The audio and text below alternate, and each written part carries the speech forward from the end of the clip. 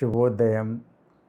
సూర్యోదయ కిరణాలు మనందరి మీద పడుతూ ఉన్నప్పుడు, మన వేకుజామున లేచి ఇతర పనులు చేస్తూ ఉన్నప్పుడు దేవుని నామస్మరణ చేసుకుందాం. వీక్షించున్న వారికి, సంఘస్థులకు, అన్వేషకులకు దైవాభివందనం.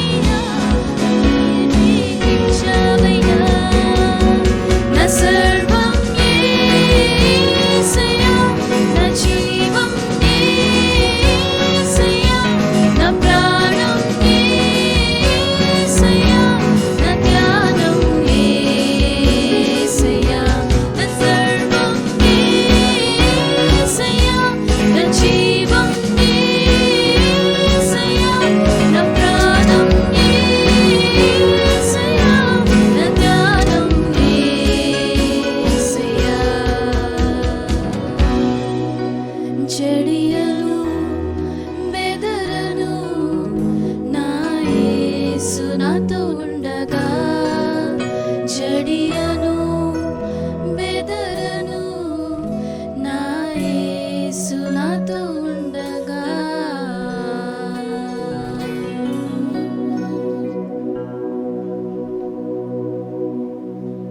ప్రార్థన చేసుకుందాం. జీవం కలిగిన తండ్రి, నీకు వందనాలు. నీ కృపలో మమ్మల్ని బలపరచుము, వాడుకొనుము, ఆశీర్వదించుము.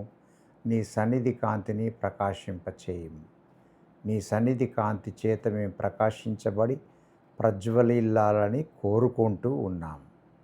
మమ్మల్ని దీవించమని ప్రార్థిస్తూ యేసునామమున అడుగుతున్నాము తండ్రి. ఆమేన్.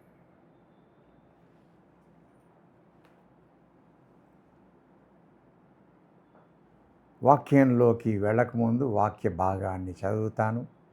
గలతీలకు రాసిన పత్రిక 1వ అధ్యాయము మొదటి 5 వచనాలను చదువుతాను.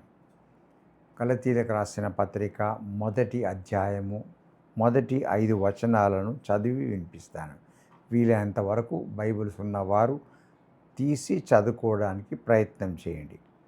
మనుషుల మూలముగానైనను ఏ మనుషుని వలననైనను కాక యేసుక్రీస్తు వలనను ఆయన మృతులలో నుండి లేపిన తండ్రి అయిన దేవుని వలనను అపోస్తలుడుగా నియమించబడిన పౌలను నేనును నాతో కూడనున్న సహోదరులందరూ గలతీయలోనున్న సంఘములకు శుభమని చెప్పి వ్రాయున్నది. తండ్రి అయిన దేవుని నుండి మన ప్రభువైన యేసుక్రీస్తు నుండి మీకు కృపయు సమాధానమును కలుగునుగాక. మన తండ్రి అయిన దేవుని చిత్త ప్రకారము క్రీస్తు మనలను ప్రస్తుతపు దుష్టకాలములో నుండి విమోచింపవలనని మన పాపముల నిమిత్తము తన్ను తాను అప్పగించుకొనెను. దేవునికి యుగ యుగములకు మహిమ కలుగునుగాక. ఆమేన్. అపోస్తలుడైన పౌలు తాను అపోస్తలుడుగా ఉన్నాడు అనే విషయాన్ని గురించి మాట్లాడతాడు. దేవుని వలనను అపోస్తలుడుగా నియమించబడిన పౌలను నేను అని సంబోధిస్తూ ఉంటాడు. ఈ పత్రిక సంబోధనలోనే ఈ మాట అనుతూ ఉంటున్నప్పుడు ఎర్లీ చర్చ్లో ప్రారంభ దినాలలో ఆది సంఘంలో ఉన్నటువంటి సంఘం ఎలా వృద్ధి చెందిందో అనే విషయాన్ని జ్ఞాపకం చేసుకుంటున్నాను. God called special men. కొంతమందిని ఆయన స్పెషల్గా పిలుచుకున్నాడు. వాళ్ళకి స్పెషల్ టాస్క్, కొన్ని ప్రత్యేకమైన పనులను వాళ్ళకి అప్పగించాడు. ఆ పనులను అప్పగించి ఆ పనులు చేయడానికి వారికి నామకరణం చేస్తాడు.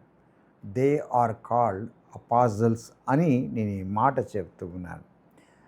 అపాజల్ అనే పదానికి అర్థం ఏంటిది అని కొంచెం లోతుగా వెళితే, one who sent with a commission.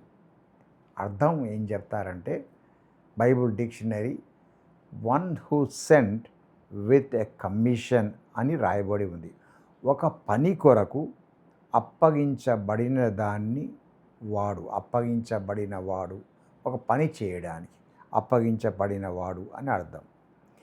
While he was doing this earthly ministry చేస్తూ ఉంటున్నప్పుడు, యేసుప్రభు వారు చేస్తూ ఉంటున్నప్పుడు చాలామంది 70 మంది ఫాలోవర్స్గా వెంబడిస్తూ ఉంటున్నప్పుడు అందరినీ దగ్గరికి వాళ్ళందరినీ పిలిచి వాళ్ళని చూచి వాళ్ళ జీవితాలను గమనించి ఒక 12 మెంబర్స్ని ఆయన దగ్గర పెట్టుకుంటాడు. ఆ 12 మెంబర్స్ని దగ్గర పెట్టుకున్న యేసయ్య వాళ్ళకి శిష్యత్వపు శిక్షణ ఇస్తాడు. ఆ శిష్యత్వపు శిక్షణలో నుండి ఈ 12 మంది బయలుదేరుతారు.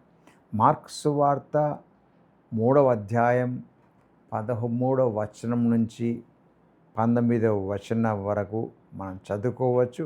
రెండవది లూకా సువార్త 6వ అధ్యాయం 12, 13 వచనాలను మనం చదవవచ్చు. మళ్ళొకసారి చెప్తాను.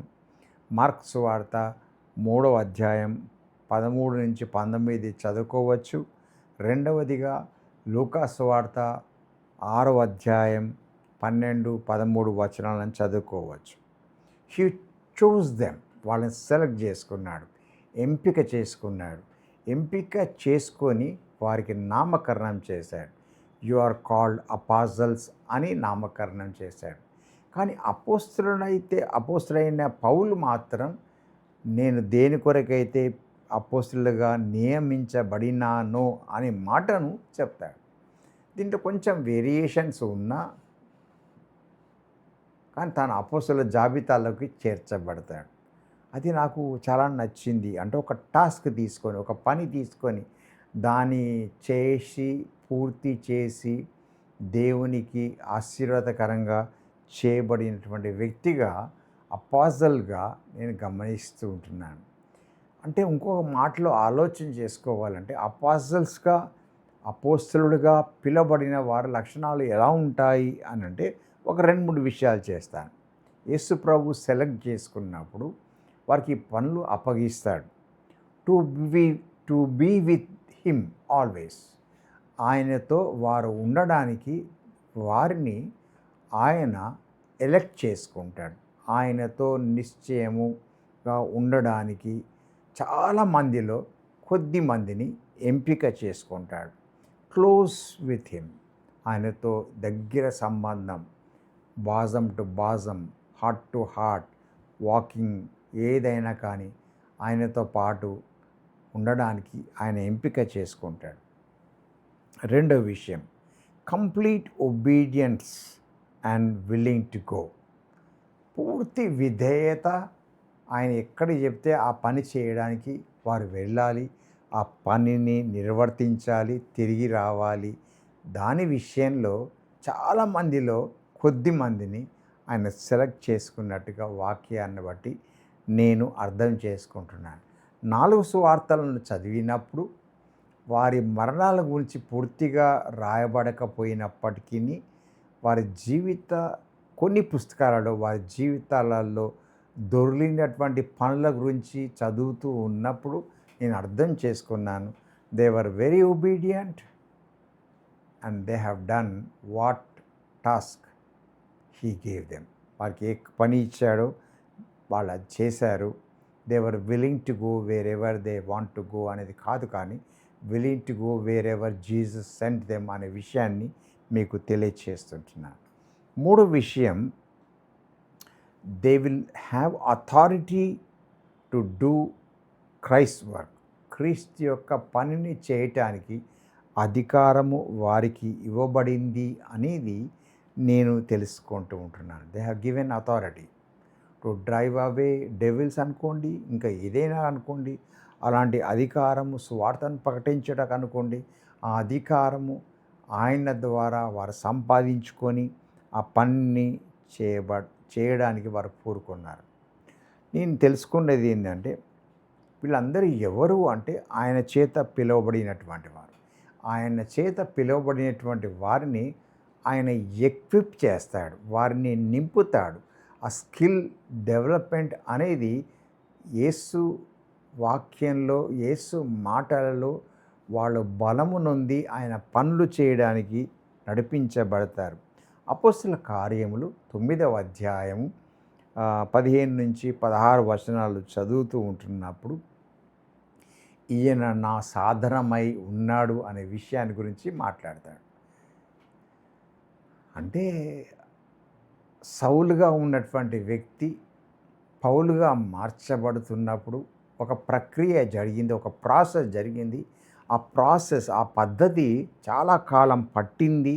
ఆ చాలా కాలం పట్టిన దాంట్లో సౌలు అపోస్తలుడుగా పౌలుగా మార్చబడి అపాజలుగా నామకరణము చేయబడి ఆయన కొరకై పని చేయడానికి నియామకము చేయబడ్డాడు.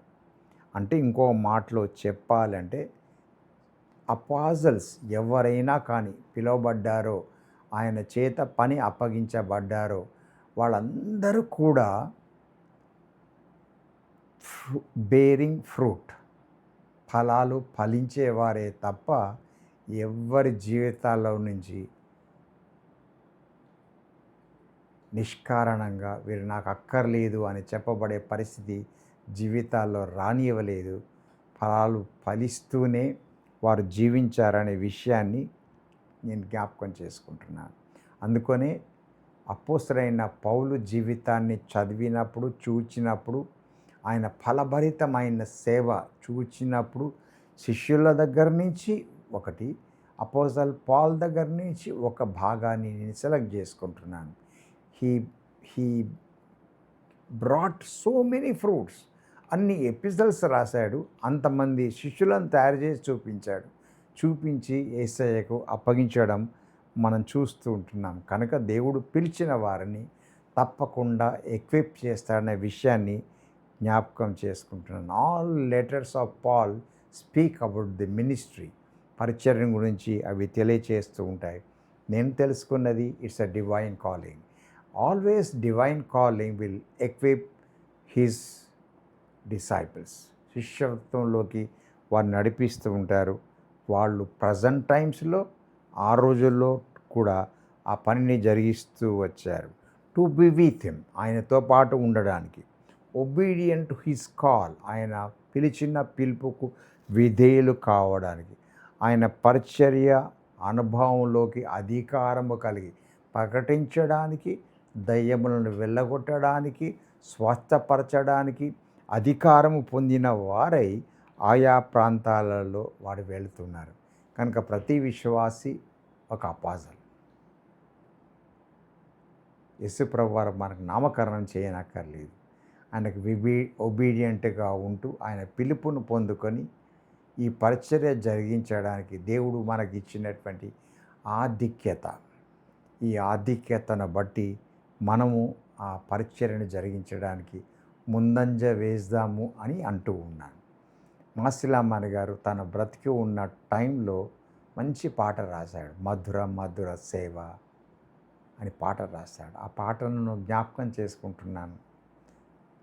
ఆ పాటలోని భావం, ఆ పాటలోని మాటలు ఒక విశ్వాసిని బలపరుస్తాయి, తిరిగి వాక్యంలోకి తీసుకొని వెళ్తాయి, వాక్యాన్ని అయి ఉన్న యేసయ్య దగ్గరికి చేరువకు తీసుకొని వెళ్తాయి.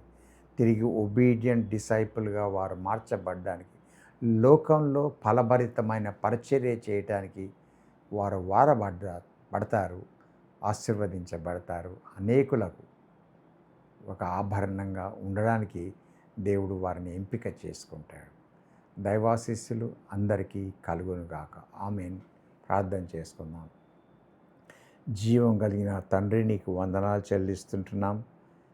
నేను నమ్ముకున్న వారు క్రైస్తవులుగా అని పిలిపించుకున్నప్పటికీ, లోకం మమ్మల్ని పిలిచినప్పటికీ, నీవైతే మాకు అపోస్తలులుగా ప్రత్యేకమైన పనిని అప్పగించిన వారంగా చెలామణి కావడానికి ఇచ్చిన ఈ బాధ్యతను బట్టి వందనాలు చెల్లిస్తుంటున్నాం.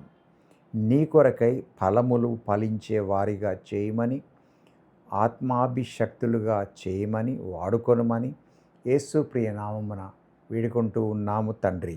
ఆమేన్.